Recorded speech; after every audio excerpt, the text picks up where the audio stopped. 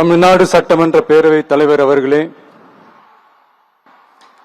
மாண்புமிகு அமைச்சர்கள், நீதியரசர்கள், எம்எல்ஏஸ், எம்பிஸ், உள்ளாட்சி பிரதிநிதிகள், தலைமை செயலாளர் உள்ளிட்ட அரசு அதிகாரிகள்,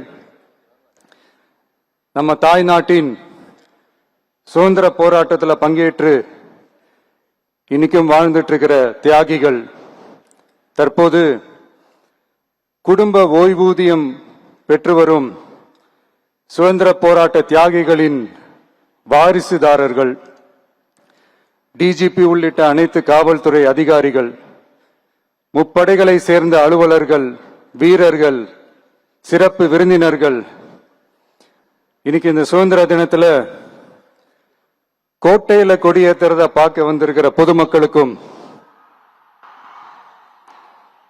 இந்த சுதந்திர தினத்தை கொண்டாடிக்கிட்டு இருக்கிற என் நெஞ்சில் குடியிருக்கும்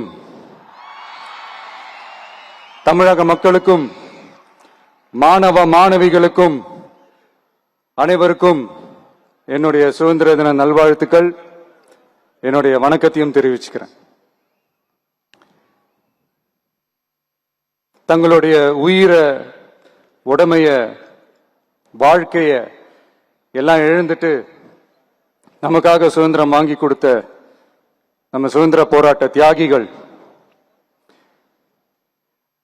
அதுல பிரபலமானவர்கள் மற்றும் பேர் தெரியாதவங்க அப்படின்னு இருந்தாலும் அவங்க எல்லாருக்கும், ஏன் அவங்க ஒவ்வொருத்தருக்கும் தனிப்பட்ட முறையில் என்னுடைய வீர வணக்கங்கள்.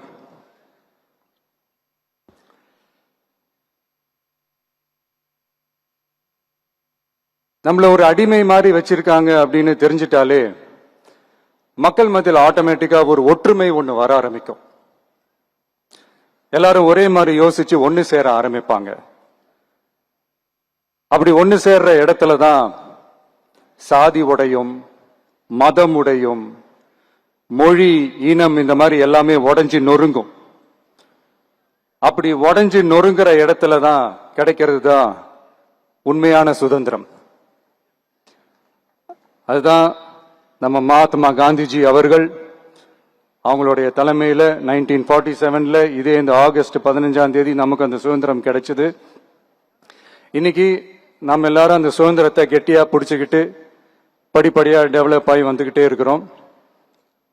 அந்த டெவலப்மெண்ட்ஸை அடுத்தடுத்த கட்டத்துக்கு கொண்டு போக வேண்டியது நம்ம எல்லாருடைய ஒரு கடமையும் கூட. இந்த நேரத்தில் நம்ம தமிழ்நாட்டை லஞ்சத்திலிருந்து, ஊழலிருந்து காப்பாத்துறதும் ஒரு மிகப்பெரிய ஒரு விடுதலைக்கு சமமான ஒரு விஷயம்தான். அதை நோக்கி தான் நம்ம அரசும் செயல்பட்டுக்கிட்டு வந்துகிட்டு இருக்கு.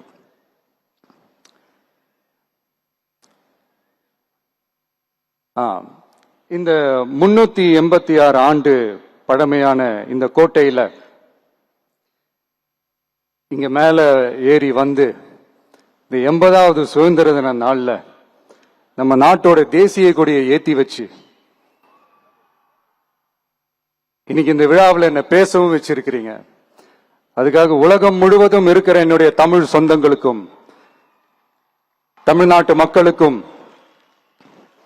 ஜென்சி இளம் சிங்கப்படை தோழர்களுக்கும் என்னுடைய மனமார்ந்த நன்றியை தெரிவிச்சுக்கிறேன்.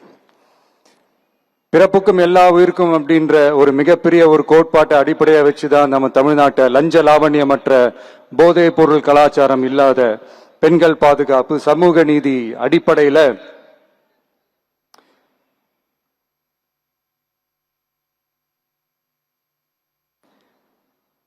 ஒரு வெளிப்படையான, ஒரு உண்மையான, ஒரு நேர்மையான ஒரு நிர்வாகமா இதை நாம செயல்பட்டுக்கிட்டு வந்துகிட்டு இருக்கிறோம்.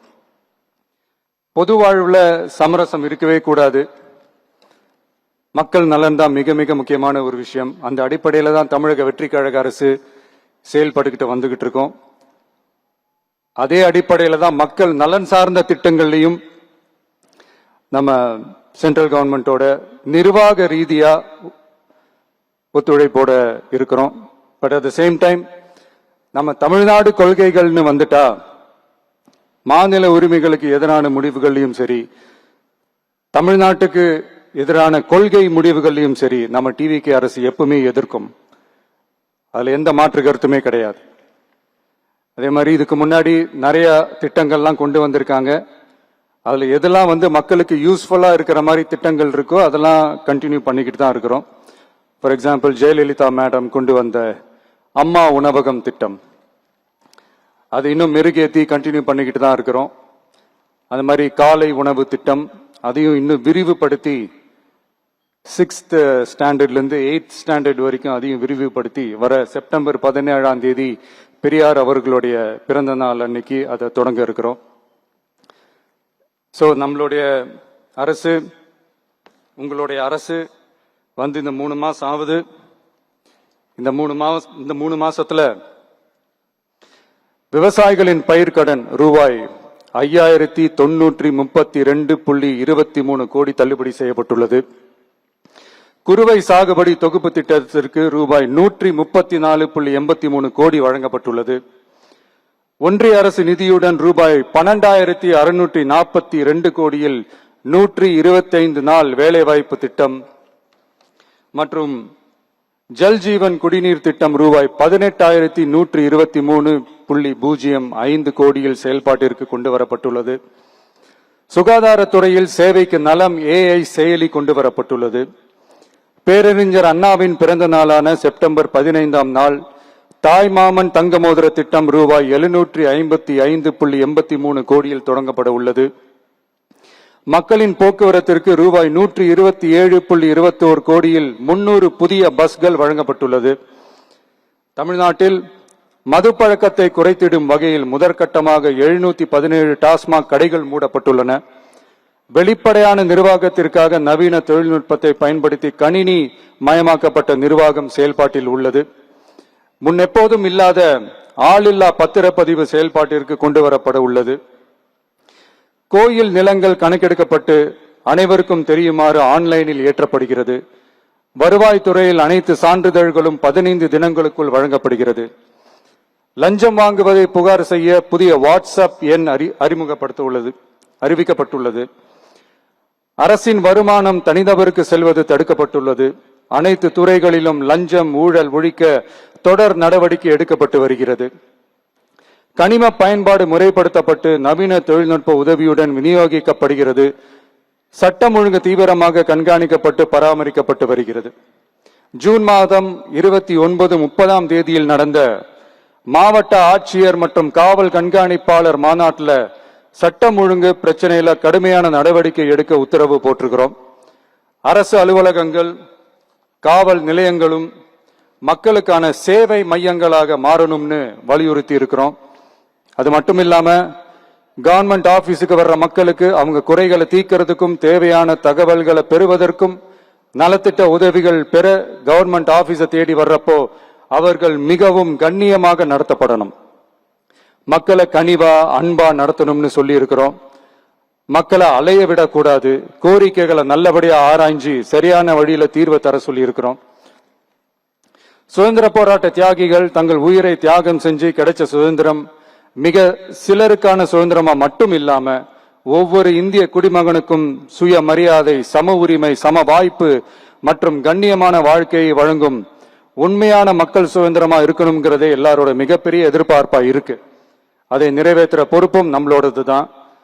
தமிழ்நாட்டு மக்களோட இணைஞ்சு தமிழகத்தை இந்தியாவின் முன்மாதிரி மாநிலமாகவும் உலக அளவில் வளர்ந்த நாடுகளுக்கு இணையா தமிழ்நாட்டு பொருளாதாரத்தை 2036 ஆண்டுக்குள் $1.5 trillion உயர்த்திட நாம உறுதியேற்போம். மக்களே, எல்லாரும் ஓட்டு போட்டுட்டோம். உங்க அண்ணனை, உங்க தம்பிய, உங்க பிள்ளைய எல்லாரும் ஜெயிக்க வச்சு முதலமைச்சரா ஆக்கிட்டோம். அதனால நம்ம கடமையெல்லாம் முடிஞ்சிருச்சுன்னு சொல்லி யாரும் ஒதுங்கி போயிடாதீங்க. இனிமேதான் நீங்க நம்மளோடவே கூடவே இருக்கணும். உறுதியா நம்ம அரசோடவே கூட இருக்கணும். அப்பதான் உங்களுக்காக இருக்கிற எல்லா நல்ல திட்டங்களையும் என்னால செயல்படுத்த முடியும். 8 கோடி பேரோட அந்த பிரதிநிதி தான் முதலமைச்சர் பதவின்னு சொல்லுவாங்க. அதனாலதான் சொல்றேன், மக்கள் தான் ஆட்சியாளர்கள். இங்க நானு எல்லாருமே, அங்க இருக்கிறவங்க எல்லாருமே மக்களோட சர்வன்ஸ். அப்படிதான் நான் அதை பாக்குறேன். வாங்க எல்லாருமா சேர்ந்து நம்ம கடமையை சேர்ந்து செய்வோம். நம்ம அரசுக்கு எதிரான சக்திகளையும் சரி சதிகளையும் சரி முறியடிப்போம். நீங்க எல்லாரும் நம்மளோட இருக்கும்போது எனக்கு வேற என்னங்க கவலை? நல்லதை மட்டுமே நோக்கி நகருவோம். அப்படி நல்லதை மட்டுமே நோக்கி நகரும் உங்க அரசு உங்களுடைய எதிர்பார்ப்புகளையும் உங்களுடைய கருத்துக்களையும் மனசுல வச்சுக்கிட்டு தான் நல்ல சிறிய புதிய அறிவிப்புகளை அறிவிக்க இருக்கிறோம். அதுல ஒரு சிலதை மட்டும் இங்க நான் படிக்கிறேன். ஒன்னு, தாய்நாட்டிற்காக தன்னலமற்ற தியாகம் செய்து நமது நாட்டின் பாதுகாப்பிற்காக அரும்பாடுபட்ட முன்னாள் படை வீரர்களின் நலன் கருதி அவர்களது 2 மகள்களுக்கும் வழங்கப்படும் திருமண நிதி உதவி 25,000 ரூபாயிலிருந்து 50,000 ரூபாயாக உயர்த்தி வழங்கப்படும். 2, மாற்றுத்திறன் கொண்ட முன்னாள் படை வீரர் மற்றும் அவர்களை சார்ந்தோர்களுக்கு வழங்கப்பட்டு வந்த மாதாந்திர நிதியுதவி 5,000 ரூபாயிலிருந்து 7,000 ரூபாயாக உயர்த்தி வழங்கப்படும். 3, மாநில அரசால் விடுதலை போராட்ட வீரர்களுக்கு வழங்கப்பட்டு வரும் மாதாந்திர ஓய்வூதியம் 23,000 ரூபாயாக உயர்த்தி வழங்கப்படும். 4, மாநில அரசால் விடுதலை போராட்ட தியாகிகளின் குடும்பங்களுக்கு வழங்கப்பட்டு வரும் மாதாந்திர குடும்ப ஓய்வூதியம் 12,500 ரூபாயாக உயர்த்தி வழங்கப்படும். 5, வீரபாண்டிய கட்டபொம்மன், முத்துராமலிங்க, விஜய ரகுநாத சேதுபதி, மருது சகோதரர்கள் மற்றும் வாவு சிதம்பரனார் ஆகியோரின் வழித்தோன்றல்களுக்கு வழங்கப்பட்டு வரும் மாதாந்திர சிறப்பு ஓய்வூதியம் 11,500 ரூபாயாக உயர்த்தி வழங்கப்படும். இவற்றிற்கான அரசாணைகள் அரசால் வெளியிடப்பட்டுள்ளது. I once again extend my respectful greetings and salute the people of Tamil Nadu who has broken the caste and religious considerations, rejecting money and muscle power, and gave us an overwhelming support to establish people-centric and social justice government. We are on a mission mode to achieve corruption-free government. We want our people to develop zero tolerance towards corruption. And we appeal to the officials and the people of Tamil Nadu to make our state corruption-free. இன்னைக்கு இந்த விழாவில் பரிசு வாங்க போற, பாராட்டுகளை வாங்க போற, விருதுகளை வாங்க போற அனைவருக்கும் என்னுடைய வாழ்த்துக்களை தெரிவிச்சுக்கிறேன். இந்த விழாவை ரொம்ப அழகா ஏற்பாடு செஞ்ச பொதுத்துறை செயலாளர் அவர்களோடு சேர்ந்து அலுவலர்களுக்கும், காலையிலேயே இந்த பிராக்டிஸ் பண்ணி சிறப்பான பரேட் நடத்திய காவல்துறை நண்பர்களுக்கும், இந்த விழாவை ரொம்ப பாதுகாப்பாக நடத்திய காவல்துறை அதிகாரிகளுக்கும், ஊடகத்துறை நண்பர்களுக்கும், சமூக ஊடகத்துறை நண்பர்களுக்கும் என்னுடைய மனமார்ந்த நன்றியை தெரிவிச்சுக்கிறேன். கான்ஃபிடென்ட்டா இருங்க, நல்லதே நடக்கும், வெற்றி நிச்சயம். மீண்டும் சந்திக்கும் வரை நன்றி, வணக்கம்.